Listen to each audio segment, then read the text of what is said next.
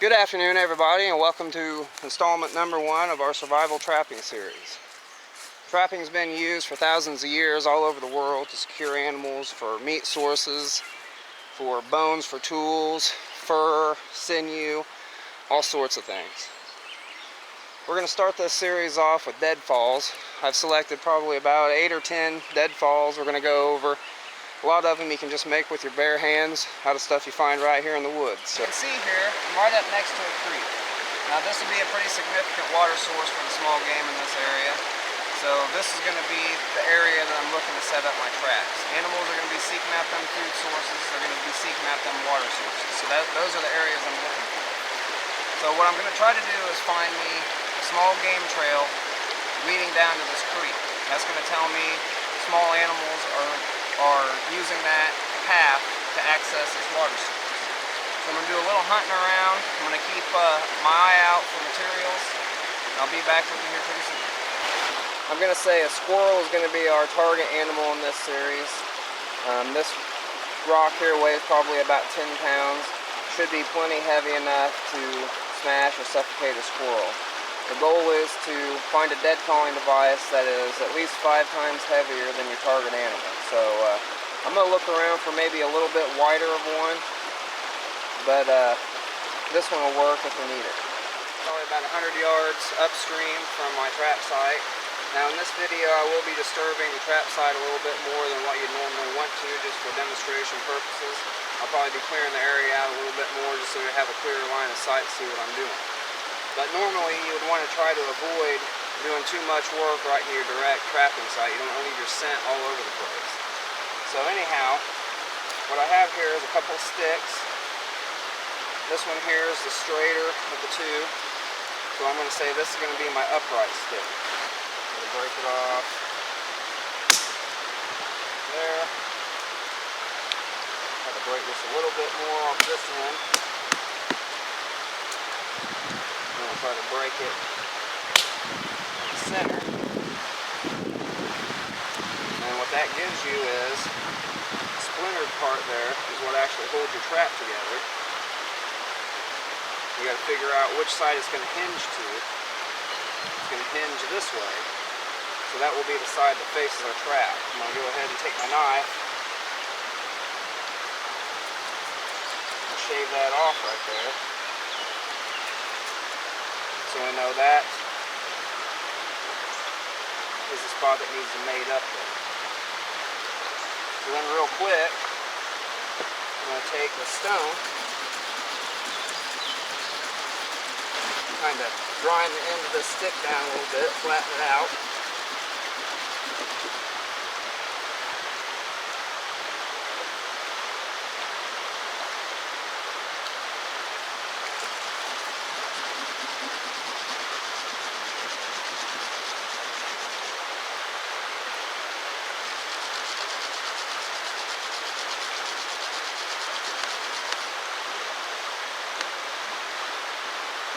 A little more even surface to rest on there. Alright, so we're set up here where these two trails meet. We got one coming from this direction, one coming from this direction, and they intersect right here in this area.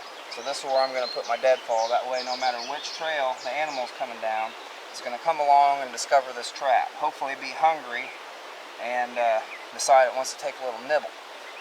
So I have mulberries here for bait. I have a flat stone that's going to be set in the soil for our upright stick to sit on top of so it doesn't sink in the mud. I have another flat stone that I'm actually going to put in the bed of the trap, giving us a harder, more even surface to trap the animal. The soil is pretty soft right here, so I don't want my deadfall falling down and the animal having a chance to dig out. So this is roughly where I'm going to want to set up. I'm going to go ahead and drive my post stick.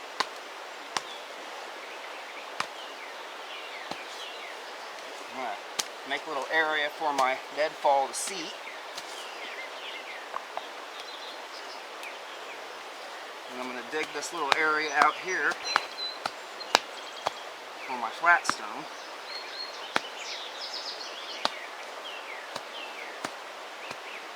Now I said it before, we're not actively trapping here, but if we were, we want to be a lot more careful about leaving our scent all over the area. One thing you can do, from what I've read, you can take plants, make sure it's not poison ivy or anything. Plants, rub them into your hands, dirt, stuff like that, to kind of mask your human scent while you're doing this stuff. Not sure how effective that is, but it makes sense. Okay, so we have our flat stone buried into the bed of our trap here, pretty much even with the soil. That way when our deadfall falls down, it falls right on top of that stone. Next thing I'm going to need to do is take a piece of cordage. In this case, I'm going to use bank line. You could use natural cordage, paracord, inner strands of paracord, shoelace, whatever you need to.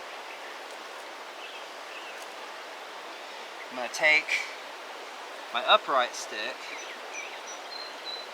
place it together. I'm going to figure out which way it comes apart better. Usually I like to put the shorter end, if there is a shorter end, on the bottom.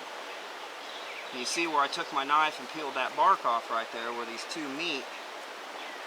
That's actually where my knot's going to go, right there. On the face of it, facing towards the inside of your trap. I'm just going to tie a granny knot in here. Doesn't need to be anything special. So we got that tied to our upright stick. I'm going to take my knife, carefully split my post stick here.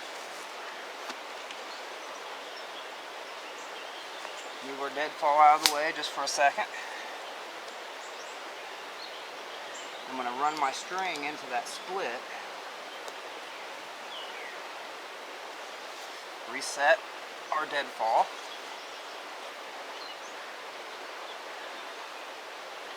May need to drive that in a little bit more. It's better to drive this in before you split it. My post was way too long. It was making this angle on my string too steep here. Place our deadfall.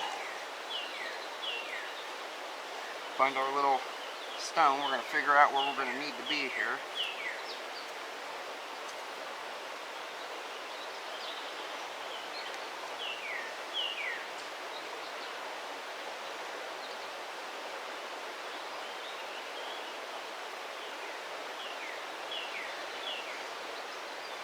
Let it find your angle.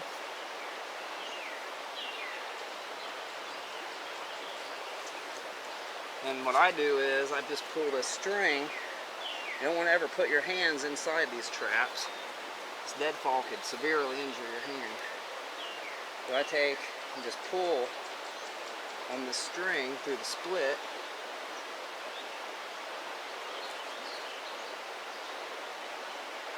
Until that just barely starts to buckle like that.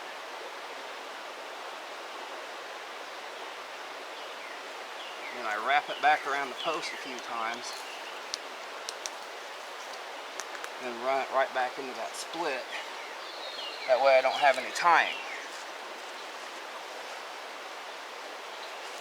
Now I didn't bait the string, but we will go over that here in just a minute. Once I have this set up, this could work right here. Or we could do some funneling, which basically means we'll take some sticks, and I'm not going to spend a lot of time on this right here, but basically we would just funnel this trail where the animal can't walk from one side to the other and avoid our trap. And I know a lot of you very experienced trappers out there are just laughing at this. But it's all in practice.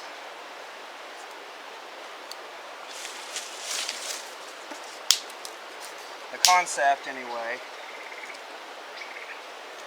is to keep the animal from avoiding your trap. You could also put a few more in here right along the trap to make it harder for that animal to back out of it. I don't know how well you can see that over there. I'm running out of sticks, so I'm just using little ones here. Give them a small opening to go in. That way when they get in the trap, they grab a hold of that bait. Squirrels are very fast. They could grab that bait and be out of that trap before it ever falls. So if you give them some obstacles here when they go to back out, that might keep them from being able to get out before the deadfall falls on them. So in this run, we're just going to pretend that the bait string is baited. Animal comes along, grabs a hold of the bait, triggers the trigger, and the deadfall falls on them. Now that wasn't near as sensitive as I would have liked. So on the next setup, we'll try to add a little bit of tension to the string. Maybe we can get a little bit more sensitive. So if I was going to bait this, I'm going to want the bait somewhere here deep in the trap. So I'm going to basically place it about right there. This piece of grass on top of it to mark it. So then what I'm going to do is, I've kind of been thinking about how I would bait the string with these berries. You know, with the walnut, you could just tie it on there pretty easy. Or you could unwind the string. This bank line's got 3 strands. You could unwind them strands, and stick your walnut in there. Jam it in between those.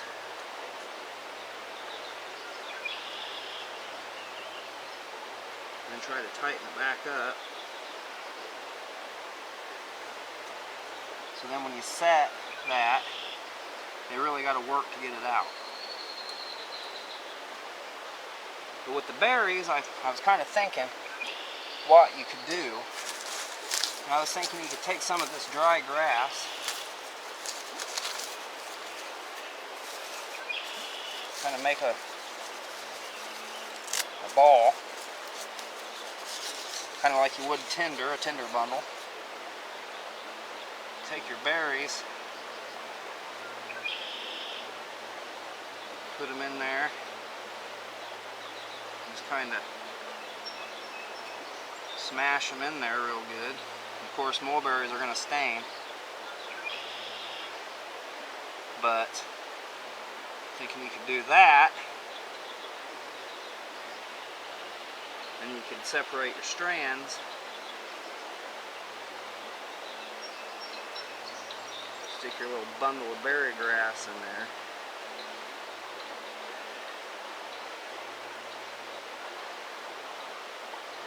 Twist it back up, and when they came in to grab it, they really have to work that. Now we have our stick baited, which it might be a little bit deeper in the trap, but that might be good, because when they go down there to grab that, their head's closer to this bottom part. The trap doesn't have very far to fall before it actually pins the animal down.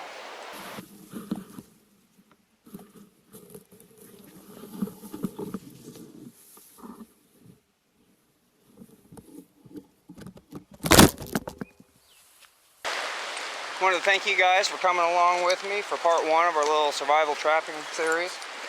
Today we went over the figure 1 deadfall, or the broken stick deadfall, however you want to refer to it.